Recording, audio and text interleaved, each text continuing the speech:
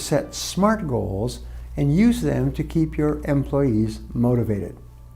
For people in management roles, goal setting is absolutely essential to motivating employees and creating an environment where they can win and feel like winners. The 10-90 rule in SMART goal setting says that the first 10% of the time that you spend developing absolute clarity about what is to be done, you will save 90% of the time once you begin. It can also save you 90% of the mistakes, the costs, and the times of other people involved. You've heard it said that you can't hit a target that you can't see. And the follow-up that is if you don't know where you're going, any road will get you there. You've heard of SMART goal setting, which stands for specific, measurable, achievable, relevant, and time-bounded. Let's go over what each of these means. A SMART goal is specific. It is perfectly clear to everyone who must be involved in its achievement. A child can tell you how close you are to accomplishing it. It is clear and unambiguous. Most of the problems with goal achieving stem back to a lack of clarity in setting the goal in the first place. A SMART goal is measurable. It can be defined in numerical or financial terms. It can be broken down into steps, each of which can be measured as well. The more clear the measures, the easier it is to focus and concentrate on achieving those numbers. A SMART goal is achievable. It can be accomplished within the constraints of time, money, the external environment, the economy, the skills, and abilities of the team members, and the other constraints contained both inside and outside the company. A SMART goal is realistic. It is within the bounds of reality and is something that people can develop a high level of confidence in achieving.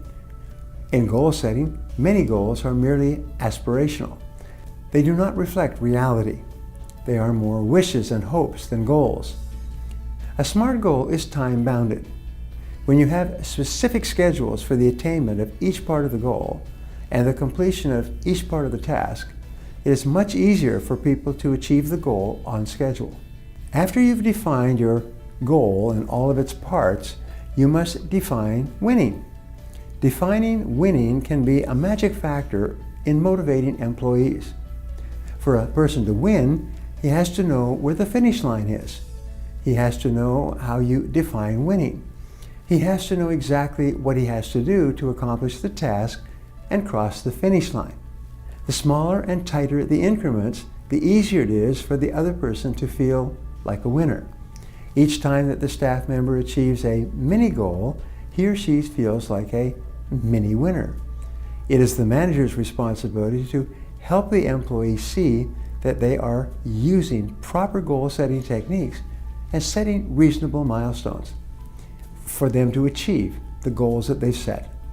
When you assign people a large multitask project that may take many months to complete, be sure to set up a series of milestones and benchmarks so that people have clear short-term targets to aim at and continually generate the feeling of winning.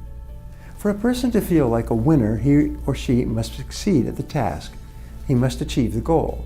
He must accomplish the responsibility and get the result that he was tasked for. Not only is it the job of the manager to be consistently motivating employees, but doing so by helping each person to have success experiences.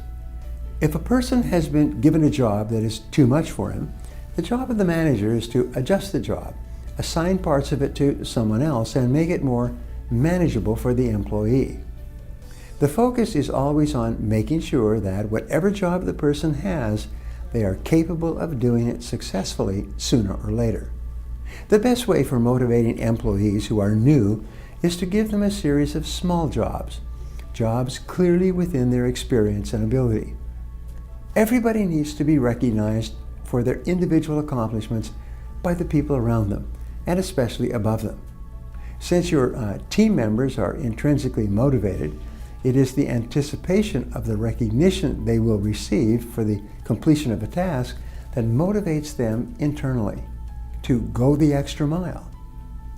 A good tactic for motivating employees is to give positive recognition for an accomplishment, which raises a person's self-esteem improves their self-image, and motivates them to do even more and better in the future. This is the icing on the cake.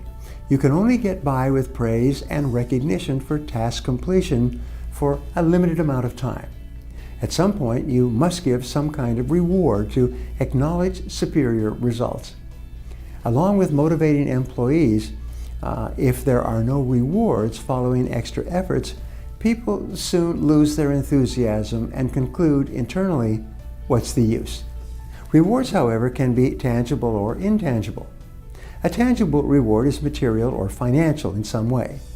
It may be a briefcase or a gift certificate. It may be a bonus or a pay increase. These rewards are great for motivating employees, but not as a continuous spur to better performance. Rewards can be intangible as well. An intangible reward can be something as simple as taking the person out to lunch to celebrate their success. It can be a bigger office or desk. It can be a new office chair or a new computer. I learned that the best financial reward for motivating employees is a specific bonus tied to the completion of a specific task. It is a one-time affair. It is not a permanent pay increase that goes on month after month. Short-term rewards and bonuses are just as motivating as long-term pay increases. Another intangible reward is time off.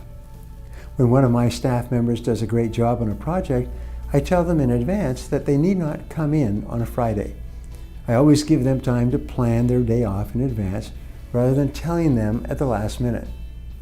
If you enjoyed this video and feel it was valuable in discussing how to better set SMART goals and motivate your employees, share it with your friends or anyone else who may benefit from this information.